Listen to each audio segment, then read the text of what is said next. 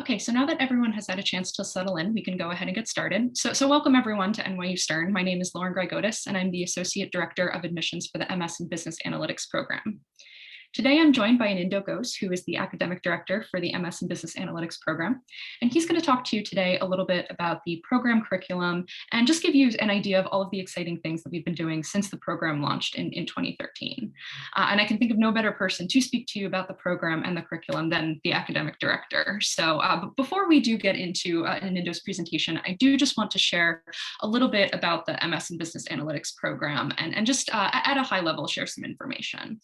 So if along the way, as I'm going through my slides or Anindya's going through his slides, please feel free to type any questions that you have into the Q&A box at the bottom of your screen, and we will be taking questions from the audience at the end of our presentations. So, all right, so I'm going to go ahead and get started with just, again, some information about the MS in Business Analytics program.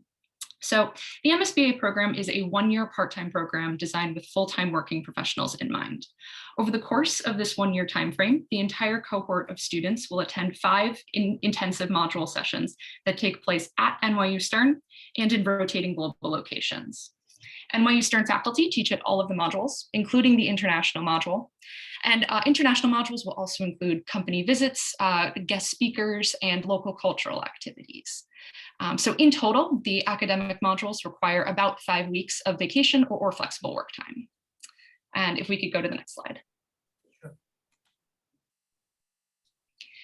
The MSBAi program, it has one intake per year, beginning each May, and we are currently accepting applications on a rolling basis for the MSBAi class of 2023, which will begin May of 2022. And here you can see the schedule for the class beginning May of 2022. You can see that the module is spread out over 2 different calendar years. So some of these modules will take place in 2022 and some will take place in 2023. And we structure the program this way so that you are able to balance your vacation or flexible work time with the time needed to attend the program so that you can balance that between 2 different calendar years. We recognize that you do already have a very packed schedule between your personal life and your regular full-time job, and now you're adding a rigorous master's degree program to that mix. So we really do keep that in mind when we are thinking about the format for this program. So in between each of these module sessions, you will have a few months off, meaning that you're not going to physically be in class, but you'll still be engaged with the program through online readings or assignments, either to prepare you for an upcoming in-person module session or to integrate the learnings of a previous session. So outside of the in-person modules, we estimate that this work will be about 25 hours of work per week. And all of this work is completed asynchronously. So there's never a time in this program where you would need to log on for an online course. After completing each of the 5 modules that you see here and successfully presenting a capstone project in the final module of the program, graduates are awarded an MS in Business Analytics. And if we go to the next slide, I can talk a little bit more about the curriculum. So Anindya's going to go over the curriculum in a little bit more depth and talk about some of the courses that are going to be covered under each module. But at a high level, I did just want to go through what you can expect from the program.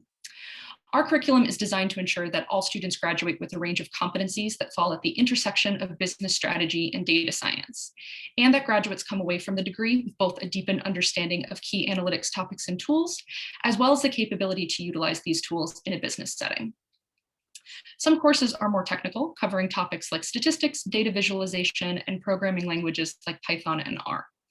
Other courses focus more heavily on the practical application of these tools from a business setting in a strategic management perspective. You can see some of the course titles that are listed here, but if you are interested in taking a look at the full course list, including class descriptions and a list of faculty who have taught these courses in the past, you can find the full course index on our website. Each course will have its own coursework, assessments, and final grade the same way that a standard semester-based program would. And each of our professors will build his or her course curriculum and have discretion over their method of instruction and delivery. There are no prerequisites in terms of specific coursework that students need to complete prior to the program. However, the admissions committee does look for some form of demonstrated quantitative preparedness. And this can be achieved through a few different channels, through a combination of prior academics, prior coursework, any professional experience that you've gained throughout your career, as well as any relevant certifications.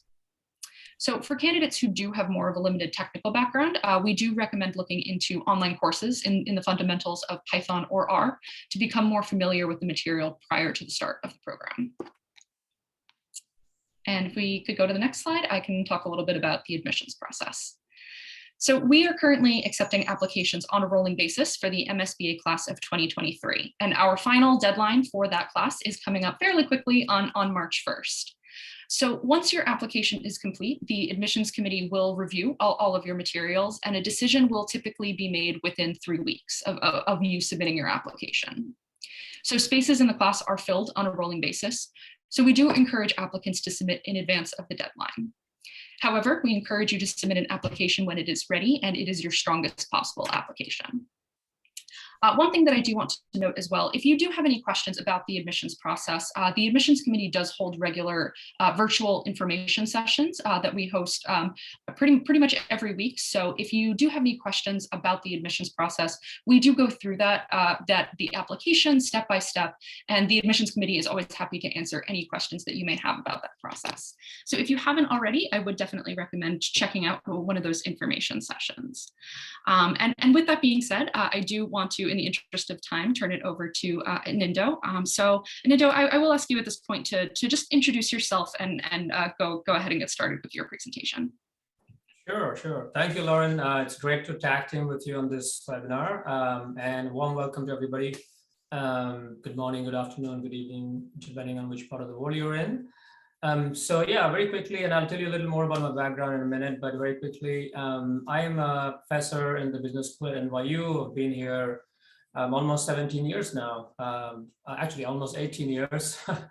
In between, I was actually at the Wharton School of Business in the University of Pennsylvania for a while. And then I had to make a decision between Wharton and Stern, and I chose Stern. And it's been, I think, a great decision personally for me and professionally as well. So what I thought I'll do today is, for those of us who are interested in learning more about, not just the program, but also just the world of business analytics and data science. This is a space that I've been immersed in for almost 2 decades now. And I'm going to give you some examples of the work that, we have done working with different companies, applying data science and business analytics. And not just in terms of, capstone, but also a lot of my own consulting, which I do a significant amount. Will give you a sense for, what is it that companies are looking for? What kind of skill sets are they looking for? And so that helps me, bring that perspective back into the classroom. So the work that I do in the field is heavily influencing the teaching that I do in the classroom. And of course, all the design and the content in the curriculum itself is influenced by, some of that, okay? So just so you know, right, like a lot of people, when we've asked them, like, what is the purpose for, what's the reason for them to pursue business analytics? Different people have different goals. For some people, it's essentially to figure out, broad data science strategy, a data-driven decision-making strategy, okay? For some people, it's more personal development, which is about enhancing their own technical understanding, building a solid foundation in the space of analytics so that they can actually either pivot to a completely new career, or they can just rise up within the organization, maybe sporting a new hat, maybe donning a new role. So we do get, both kinds. We get people who are interested in just completely changing the direction of the career, but we also get people who are really mostly interested in pursuing the same thing, but with, a deeper dive and a significantly more hands-on role in data-driven decision-making, okay? And then, of course, we also have a third kind of people for whom, they really want to be the translators. They want to be the translators between let's say, the senior executives who are not conversant with data-driven decision-making, and also the more technical aspects of data science, okay? So these people end up being, excelling in storytelling, which is a really important skill and something that we, strive for and pursue in our program, okay? And so, yeah, I think, as you sort of think about, joining an MSBAi program, I think it's really important to keep in mind that why are you pursuing this in the business analytics program, right? Whether it's for your own personal development, or whether it's to, maybe move to a different global location from where you are in, and, for instance, look for what's happening out there. And since my work does take me to all parts of the world, I do notice significant differences in, for instance, the state of the art in China versus the state of the art in Europe versus the state of art in America. Okay, so there are definitely big differences there. And so, beyond all of this, of course, I think it makes sense to think through, now, let's say you do pursue a new program, you get those new skills, right? What is it that you're really looking forward to in terms of, both your personal and professional lives, right? So with that said, let me tell you a little bit about myself. As I mentioned, I've been at Stern, between Stern and Wharton. My academic career has, been of almost 18 years. I spent a lot of time in the industry. I really enjoy applying my research in helping companies and a wide variety of companies. So my most dominant, I guess, role is as an expert witness in several large antitrust and intellectual property cases. I'm sure you've read the news about, regulators in the US, Europe, and Asia going after big tech companies, Google, Facebook, Amazon, for instance. So I play a role in those, as an expert witness in those cases. And those are, even though they're, lawsuits, they're very heavily data driven. And so, I have large teams of, super smart, a lot more smarter people than I am, helping me out in analyzing some of these large data sets. In addition, I do a lot of data science consulting, which is non-litigation consulting, like marketing mix modeling is one of my most common, go-to tasks in terms of consulting. A lot of brands are interested in marketing mix modeling or attribution modeling, or figuring out the effectiveness of digital marketing or traditional marketing, that sort of thing. And so I've definitely spent a lot of time helping businesses with that aspect. And then finally, I also serve as an executive coach to a lot of CMOs and sometimes CTOs or CEOs in different parts of the world. Outside of traditional, established companies, I also like to spend a lot of time in the startup world. So I'm on the board of, venture capital funds here in the US, both on B2B and also invest in B2C. And I'm also on the board of several startups in different parts of the world. And this combination of, working with startups and established companies is just a phenomenal learning opportunity for us. And I love it. I wouldn't trade that for anything else. And I try to bring that learning back in the classroom and also shape the, the curriculum in the MSBAi program. Okay. And these are just examples of companies that have spent significant amount of time as a consulting partner or as a research partner. And as you can see, they sort of, they span different, almost a dozen or so industries. And again, the purpose of showing this is that we truly believe in designing our curriculum from a global perspective and not just a US-centric perspective. A lot of these companies I personally work with are, in Asia, Europe, for instance, or South America. So I try to bring, learnings from different parts of the world back in the curriculum. And also the other thing is to show that, data science and business analytics really cuts across multiple industries. It's not just sort of restricted to, let's say, a couple of industries. As you can see, there's a wide variety of applications across industries. Okay. All right. So with that, let's just talk a little bit about, what are the strengths of pursuing an MSBAi in general. So like I said, first of all, you have to ask yourself this. Do you want to be the business leader who steps in front of the audience, whether it's your client, for example, and tells the story? Okay? Do you want to play that role? Or do you want to play the role of the data translator, who might be the one bridging the gap between the business leader and the data science team? Okay. Sometimes you'll have to manage the data science team. That's just part of what we do. Overall, business analytics, it's a journey. It's a combination of several different skill sets. It's not just prediction, but it's also heavily causal. One of the things that distinguishes the NYU Stern program from the vast majority of other programs in the space is that we were the first to introduce the importance of causal modeling and causal inference in our business analytics curriculum. And, because this is what I was, and as I was working with companies in the industry, I realized more and more that, prediction is very common. Everybody and their mom can do prediction, but causal inference is incredibly difficult. And over time, companies are cognizant of the importance of causal inference because, it's good to be able to do prediction, but if you can't implement a change because you don't know what is causing the change in the customer's behavior, you're limited in terms of recommendation or actionable strategies. Okay. And so one of the things we did in our curriculum is we introduced several courses that teach people like econometric modeling, okay, which is one of the most powerful tools for causal inference. The course I teach has a lot of that. There's a course in module 2 on that, and there's also a course in module 4. So we kind of build on each other's stuff, but the goal is to not just get you the best of the breed in prediction, but also in causal inference. Okay?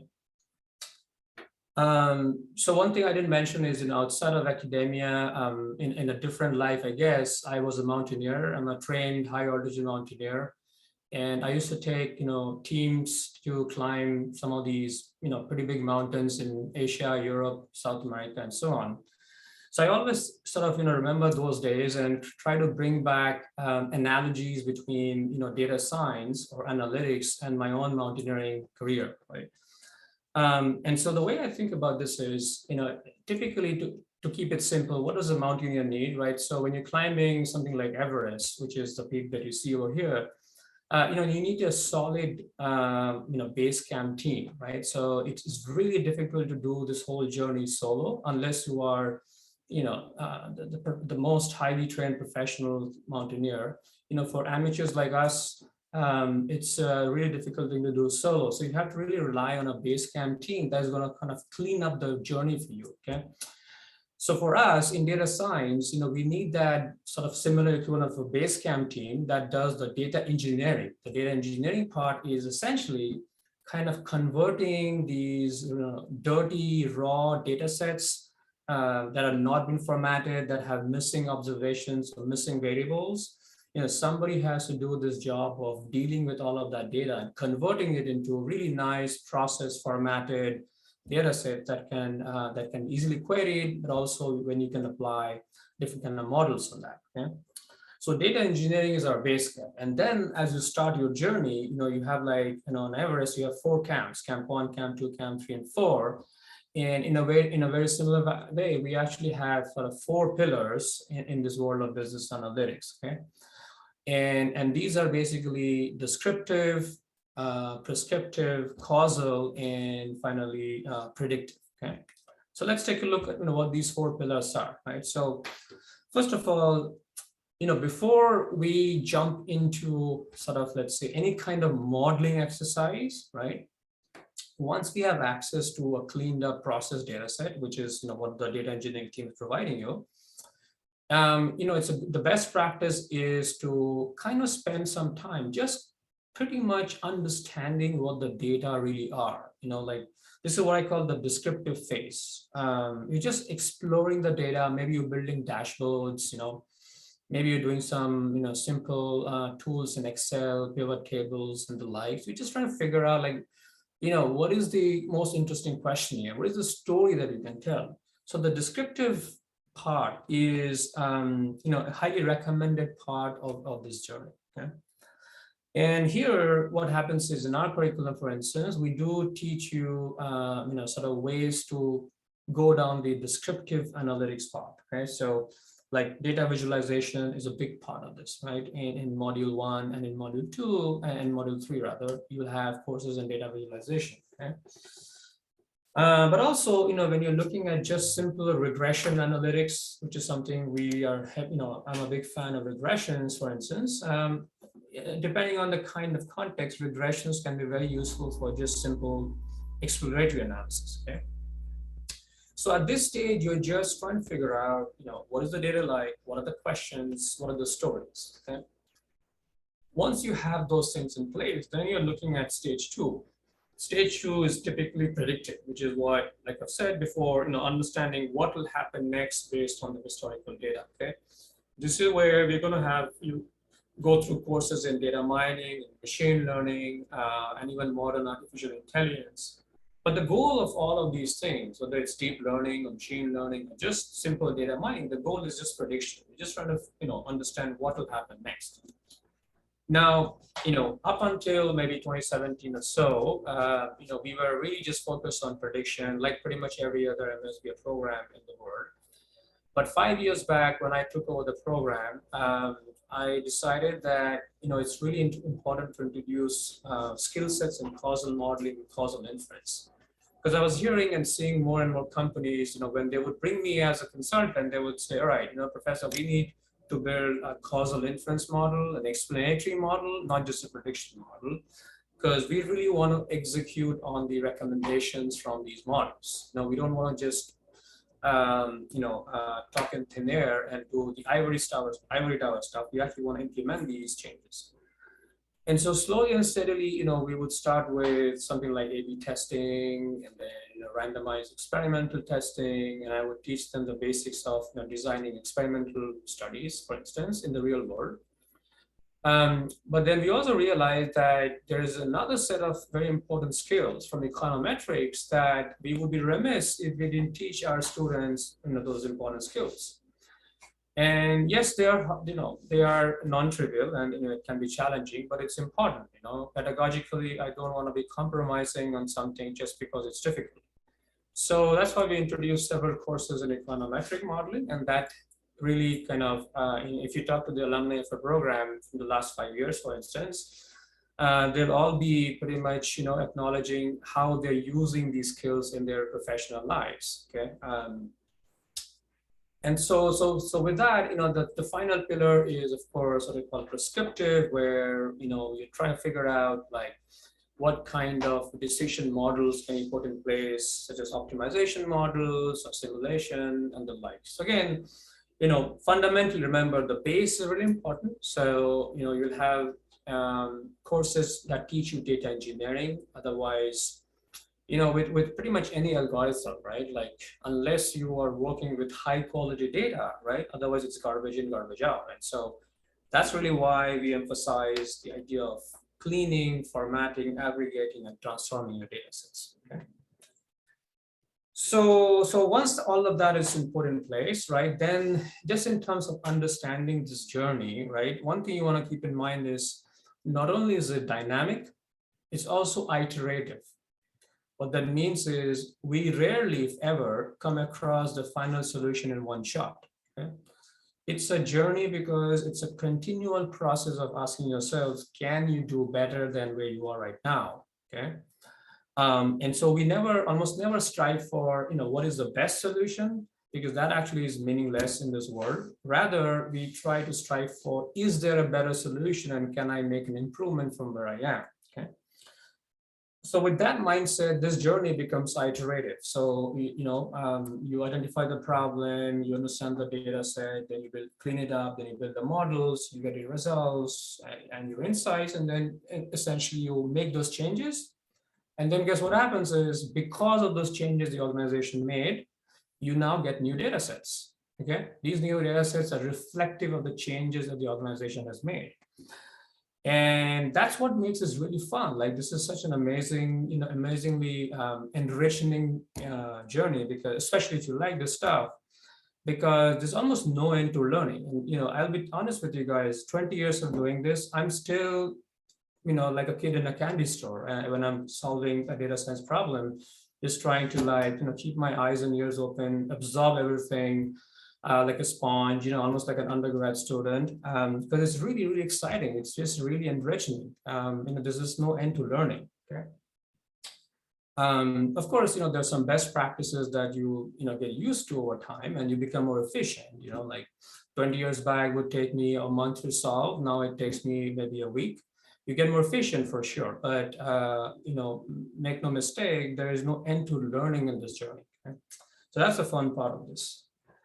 All right, so I know Lauren, walked you over the curriculum, and so I want, sort of, reiterate the same thing. But basically, how we have designed this curriculum is really with the intention of giving you the fundamental core skill sets in the first 2 modules that lets you just hit the ground running with something known as the capstone project, which is something we'll talk about in a minute.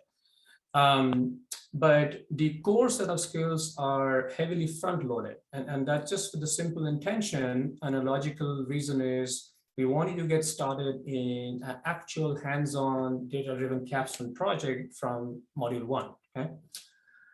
And while that is still the goal, we also want to balance that goal with giving you real-world applications of those skill sets. And so this makes it tricky, but feasible. So what we've done is we've sort of designed a curriculum where, every module will have some courses that are geared towards applications, real world applications. For instance, I teach a course on digital marketing analytics. Okay. While there is some exposure to econometric modeling in that course, there's also a lot of emphasis on what does this all mean in the digital economy, like all these skills that we are getting and all these models we are building, what are the kind of questions people are asking in digital marketing or the digital economy, right? And so, this is something you will get exposed to right there in module 1 in week 1. And that helps shape the choice of many capstone projects. Because, as you can imagine, in today's world, right, pretty much everything is digitized or digitalized, right? And so it's not that difficult to identify a problem that has occurred because of digital transformation. So digital marketing becomes, an extremely important skill set that all our students go through. And so in a similar way, every module has, particular application area, right? So in module 2, we have operations analytics. In module 3, we have network analytics for social network analytics. In module 4, we have revenue management and strategy analytics. So this is what we are doing. We're always balancing a core set of skills along with a set of applications in the real world. Okay. So that's the curriculum structure. Happy to take any questions if you have any at some point in time today. But again, you will see that the common theme is that module 1 is front loaded with the maximum number of courses, and there's a very clear reason for this, which is, like I said, we want you to get started on the capstone pretty much from day 1, or like week 1. And so the more skill sets you get in that first module in the month of May, right, the sooner you can get started, right? So the program runs from May to May. And so the reason for front loading module 2 with 6 courses instead of, let's say, 3 or 4 as in the other modules is we want you to learn and internalize as much as possible in those first 2 weeks so that you have, like 12 months to really apply that knowledge holistically in the field in a real world data sets. Okay? So that brings me to the notion of a capstone, and basically, just to give you some sense, the capstone project is, and we can talk more, later on in the Q&A session with Lauren, and when I can explain more what the capstone does and how companies choose this thing. But very quickly, it's entirely empirical, right? Implementation of these skill sets in order to help a real world organization solve a real world problem. Okay. And so you'll work in your groups, in this space, and we usually have groups of 4 or 5. We generally recommend 5. Sometimes there's 4, but there's a very clear reason that we actually help you identify what kind of problems are relevant, and so on. Okay.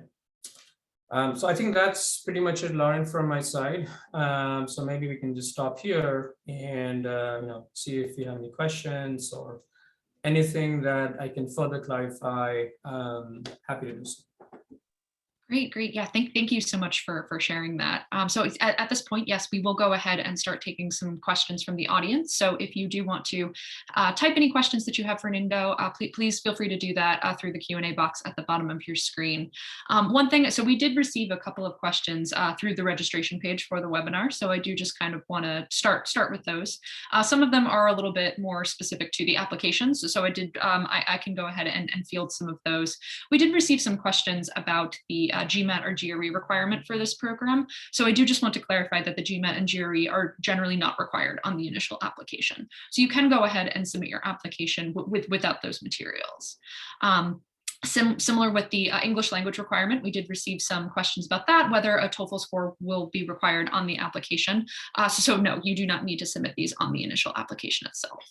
And one thing that I do want to note on the application is if you are trying to get your application in quickly, you do want to get that admissions decision from us. Like I said, we do process it within 3 weeks from the date that you submit your application. So you can go ahead and submit your application for initial review, even if your transcripts or your recommendations are still pending and are not yet ready to be submitted.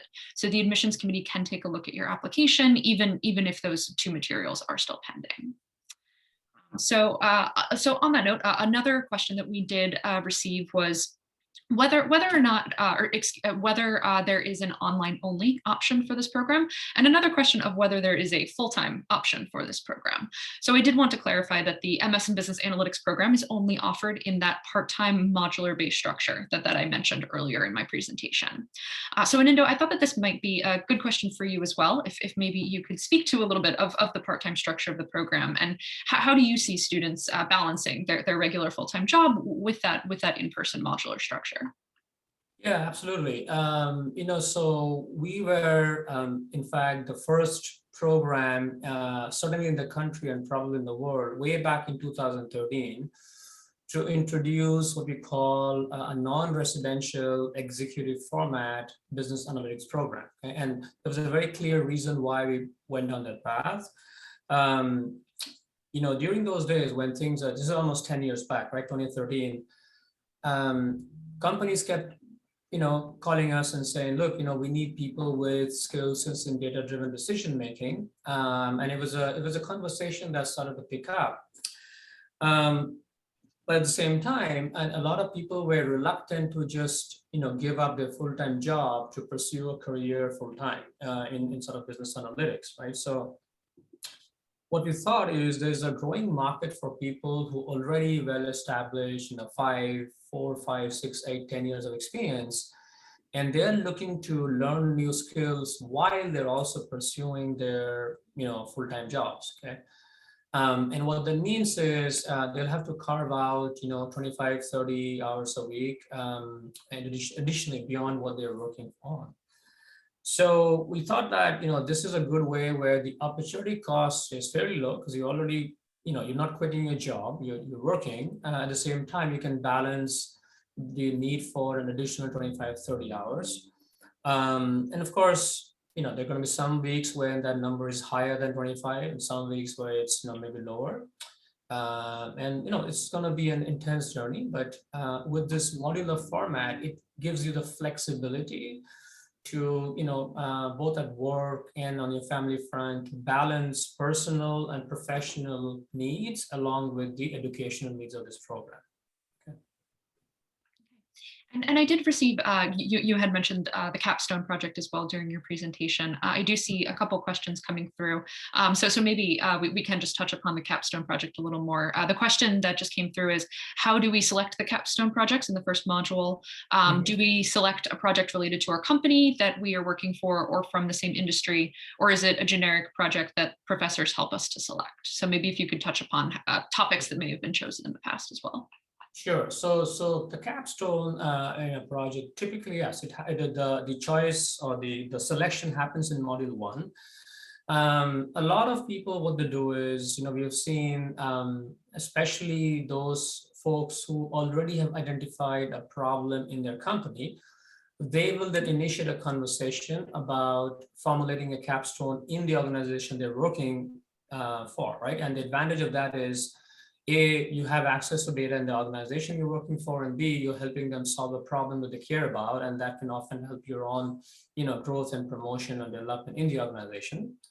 But by no means is that a restriction. So for instance, there are many capstones that where none of the students are actually working for that organization, but they have somehow been able to collaborate with a third-party company. Maybe somebody had a friend or a family or a close acquaintance who was aware of an opportunity. So several capstone groups just go and work with a company that none of them are actually employees of, okay? And then the third kind is, some capstone group, a handful of them also use publicly available data sets from, the government organizations and non-NGOs and the likes. And so we have a lot of flexibility with the capstone. We are not trying to kind of boil the ocean at all in any way. We are not trying to aim for the moon. We're just trying to aim for the rooftop. And what we care about is that will this capstone, whether it's the company you're working in or an outside company or a public sector organization or an NGO, will this data set help you internalize all these skill sets that you see on the screen, right? So more broadly, we care about prediction, we care about causal inference, we care about optimization. So can this capstone enable you as a team to implement all of these skills and then kind of really help solve the problem? So Mike Nito is my he's my sort of kind of partner in the capstone part of this program. So while I run the overall program, and on the capstone lab or the capstone projects, we share the work. But we are both very flexible and open-minded about the source of the data, as long as it solves a real problem. And one question that came through as well, a bit related to the capstone projects. One attendee asked, is it just projects that you work on in this program, or are there exams as well? So maybe just a little bit of context around that work that is done outside of the class, or maybe what that looks like before each module and what students are working on after. Yeah, no, certainly every course, okay, will have an exam for sure. So if you have like 17 courses, for instance, every course has an exam, and the only difference is sometimes they have a pre-module and a post-module assignment, but not every assignment is done individually. Some are done in groups. So for instance, in my own course, I have a pre-module assignment, which is mostly groups, but also a post-module exam that is individual. Okay, but for sure every course has an exam, because that's the only way you can actually test what you've learned. And one question that came through is, will the curriculum require students to learn coding languages at any point? And I would actually like to expand on that a little bit, as we do on the admissions committee, we do receive questions quite a bit just about the requirement that there is some form of demonstrated quantitative or technical preparedness for the program, so that you're able to really get the most out of the program. So in that regard, I guess who would you recommend the program to, or what level of technical background, I guess, would get the most out of the program? Right. So first of all, just in terms of the actual facts, yes, you have to learn a few programming languages. So Python and R are sort of taught in module 1 itself. Also taught in module 1 are some big data programming languages. For example, in the last course on big data, we will teach you some version of Hadoop, for instance. Okay. And these are, again, this is the data engineering part of the program. So these programming courses are important so that you can become conversant, if not well-versed, at least conversant with how to clean, raw, unprocessed, dirty data sets. Okay. Now, in terms of prior background, we really, over the last 9 years, we've gotten both kinds. Some people come in with substantial programming backgrounds. Some people come with little to no programming backgrounds. My recommendation would be, if you're the kind who is just willing to burn the midnight oil and willing to spend those additional 30 hours a week, you'll be okay. Okay, you just have to want to excel. You just have to want to learn. This is like I said, this is an intense journey, right? This is not going to be a walk in the park. If you are willing to work hard, if you're willing to learn, and if you're willing to take the ups and downs in this journey, you'll be fine. Okay. Great. And another question that we did receive some questions on the registration page that I am just going to kind of combine into one question. So we did receive a lot of questions regarding what types of roles do you see candidates or students going into after the program ends. So I do know that there are quite a lot of industries that are represented in the MSBAi cohort, but what types of trends are you seeing in the space, or what types of roles are people going into after the program ends? So I think in terms of industries, I think, we've got a representation in a lot of industries, from IT, consulting, marketing, finance, insurance, banking, manufacturing. Like we've got basically representation from many industries. In terms of roles, it really depends. So for instance, in recent years, we've started to encourage younger applicants with, maybe, and you can speak to this, Lauren, maybe 4 or 5 years of experience as well. Like, okay, if you have the right background, we're not going to turn you away just because you don't have, whatever, a minimum of 5 years of experience. We do get occasional candidates with 4 or 3 years of experience, but who just got a stellar background. And we can often make those exceptions. And so what we see is the roles that these people end up after the year of learning this, all these courses is often a function of how much prior experience you've had. Okay, so if you had 3, 4, 5 years of experience before you join the program, right? Then you join at an associate or an analyst role or a senior manager role. If you've got 10, 15 years of experience, then you join in a much more senior role, like in consulting, you join as a principal, for instance. Many people gravitate towards becoming, heading as head of data science or, VP of digital transformation or VP of, data analytics, director of data analytics. So I think, broadly, all these roles are going to require you to work on data, but sometimes you are delegating. If you're very senior, you're delegating that work. Sometimes you're doing this on your own, okay? Mm-hmm. And so again, I would say that, the prior work experience, if you're 25, 26 years old with 3, 4 years of experience, then you will join at a level which is different from someone who's in the mid-30s or late 30s or early 40s. Sure, and I did receive a question through the chat as well as, is there a program equivalent for somebody who doesn't have a 0 or 1 years of professional experience? So I did just want to answer that question as well, as there is an MS in Data Analytics and Business Computing at NYU. That is a separate admissions committee who does handle the program for that, but you can absolutely find more information on that on our website. For the MS in Business Analytics program, as Anindya mentioned, we do have as part of our admissions criteria, 4 or 5 years of work experience requirement. If you do have any questions about this, about whether this program is a good fit for you based on your professional background, please always feel free to reach out to our office. After this webinar, I will be sending around an email with some helpful links. One of those links is the preliminary information form on our website.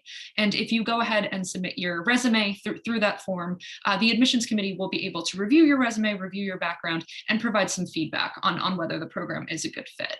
And we are always happy to set up a call, an informational call, to be able to have that conversation to help you figure out whether the program is a good fit for you. So absolutely, we are absolutely happy to answer any questions in that regard. So another question, just to clarify, kind of going back to the exams for the program, one attendee asked if the exams will be conducted online or during the module itself. Right. Yeah. So post-module, everything is online because you're not physically present, in the premise anymore. Pre-module and post-module, everything is online. And I am just scrolling through some of the questions just to make sure we get through everything. One quick question that I can answer is the cost of the international modules, are those included in the tuition? So do just want to clarify that no, the hotel and travel expenses for each of the modules are the responsibility of the student. So that is not included in the tuition amount.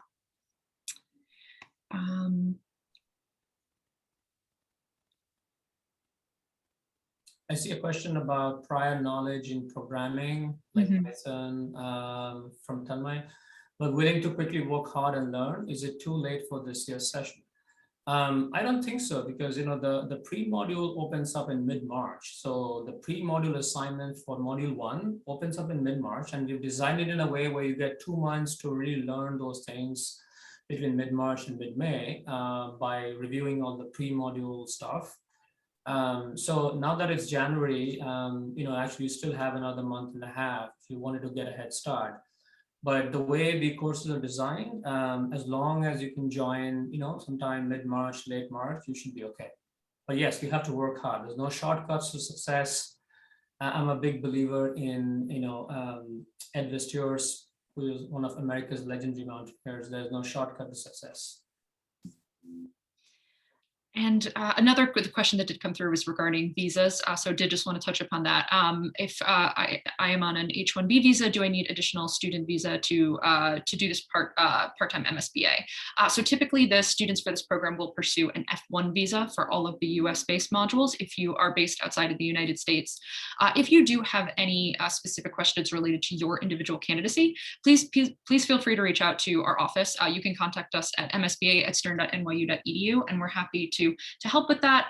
Also, NYU's Office of Global Services is generally the best office to reach out to with questions related to visas regarding your individual candidacy. But if you do have a specific situation you'd like to discuss, happy to do so further offline.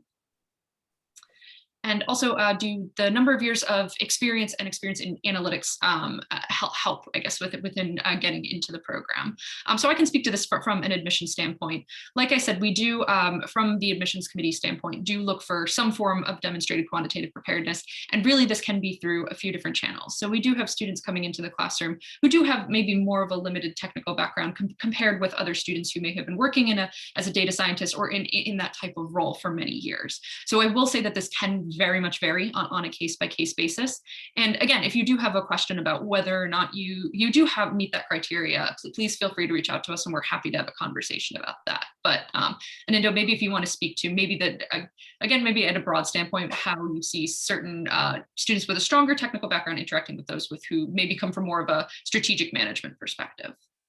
Yeah, so what I would say is, you have to ask yourself this, that after pursuing a program in this space, right, whether it's from us or from any other university, who do you want to be? Do you want to be the pure thoroughbred data scientist? Do you want to be the data translator, or do you want to be the storyteller?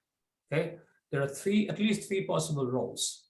And what your, everybody goes through the same courses and acquires similar skill sets, but the reason we have this sort of flexibility in the curriculum is we let people choose their path, right? So the ones who want to be a storyteller, and every year we get enough of these, they've had very little, if any, background in programming, right? Almost zero technical background, but they are amazing in front of an audience. They can get in front of an audience and tell the story. This is the big picture, right? They can lead teams. They have these very important soft skills like leadership and teamwork building skills, which is an important skills. Even if you're in a data-driven world, right? 20 years of doing this, I'll tell you the winners and the losers in terms of organization. One big difference is which organization has more of these storytellers. Okay, the guys or guys or girls, whoever gets in front of an audience and can tell the story. Okay,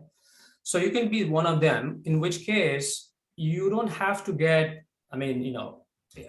I wouldn't worry if you're not getting an A+ in every course, okay? Because you are really balancing that you wanna get the A's in courses that make you a better, domain expert and a storyteller, and maybe something less than an A or B or whatever it is in programming.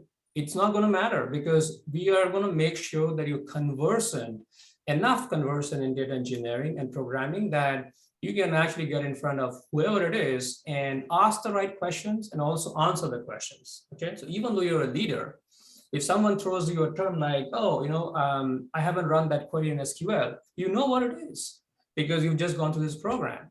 But that's not what you do on a day-to-day basis, because you've got 15 years of experience, you're leading teams, you're the chief data officer after the MSBAi program. And that's a very different, path, right? Compared to someone who's like just starting off at this point and they really want to be the data scientist, right? Like, I don't know, you're 30 years old and you want to be the lead data scientist in an organization. Well, of course, then, you have to be excelling in programming and modeling as well, and maybe less so in storytelling, okay? But that's a choice you have. So what I'm trying to say is this program is designed in a way where it's going to expose you to, the hardcore technical things along with the soft skills and the storytelling skills, and then you choose your path. Yeah.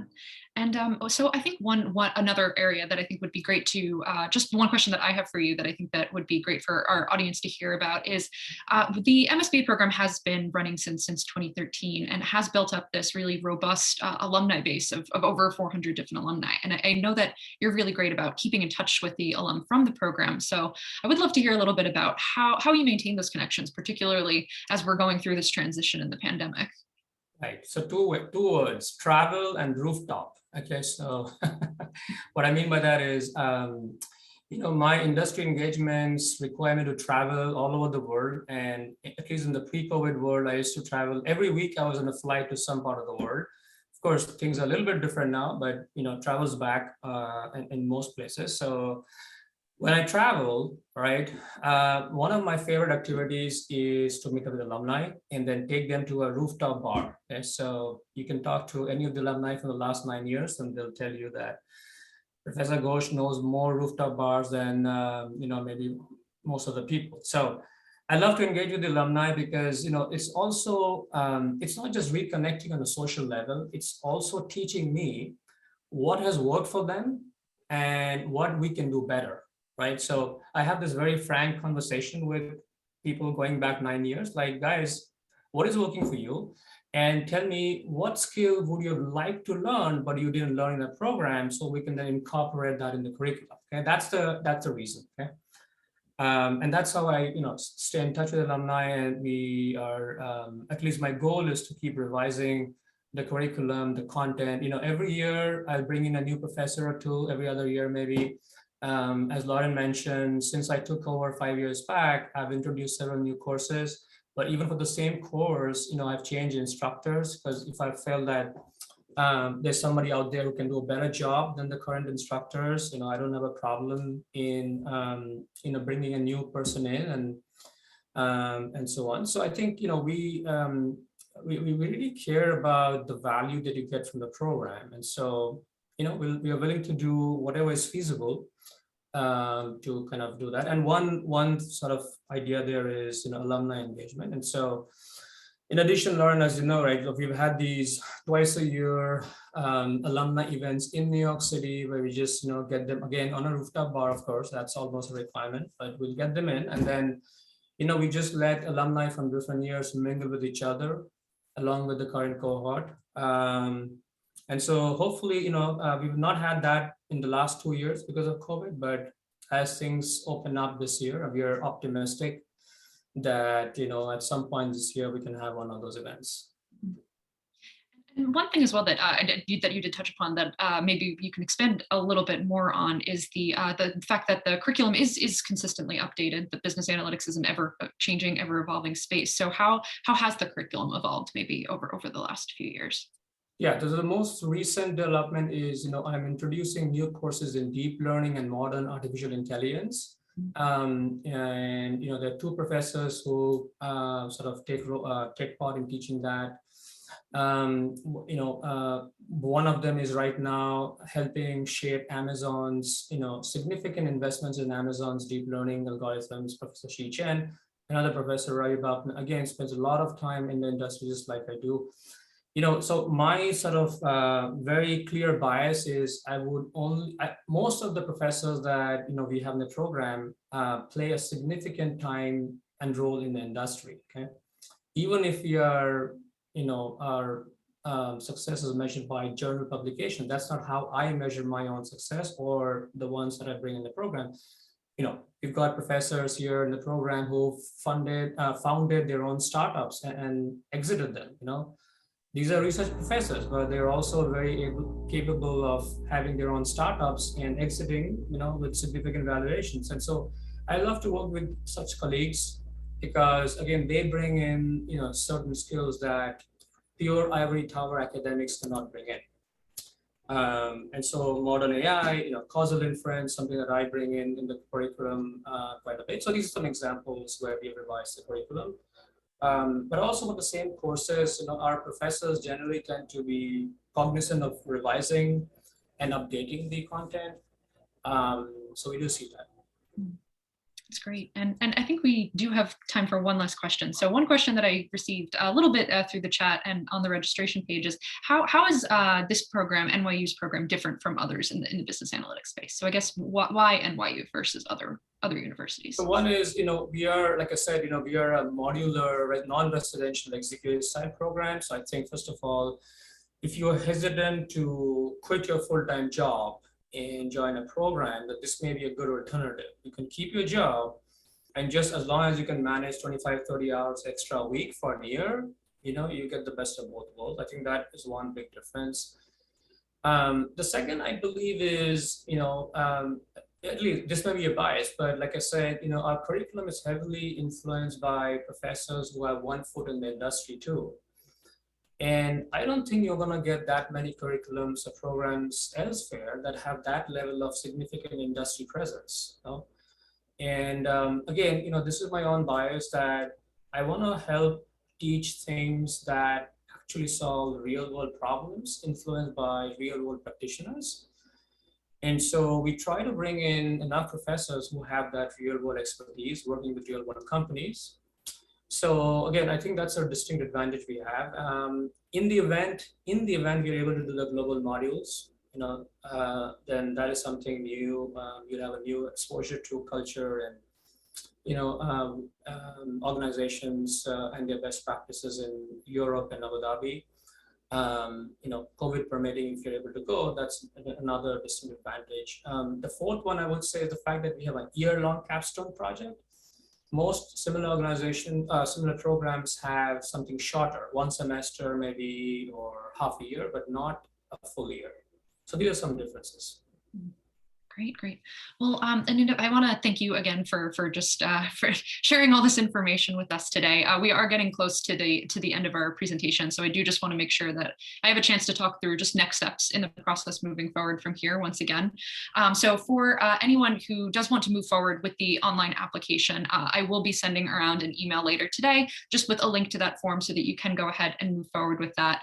If you are interested in learning more about the admissions process, maybe a little bit more about the program format, we do share all of that information in our virtual information sessions that we do host weekly and bi-weekly. So I will share that calendar with everyone as well if anybody is interested in tuning into one of those sessions. And if you do have any questions about your individual candidacy that you would like to discuss with the admissions committee, please, you can find on our website, and I will share as well, the preliminary information form, which is a place where you can go ahead and submit your resume, some information about yourself, and the admissions committee can review that and provide some feedback on your individual candidacy. So that's all that I have to share on my end for moving forward. Anindya, any last words as we kind of wrap up? No, good luck with your decision making. I hope you end up in business analytics, no matter whether it's us or with some other institution. I hope your dreams get fulfilled. Great. Well, thank you again for tuning in today. And thank you all, everyone who tuned into the webinar. Thank you for your interest in the program, and have a great rest of your day. All right. Thanks, Lauren. Bye-bye.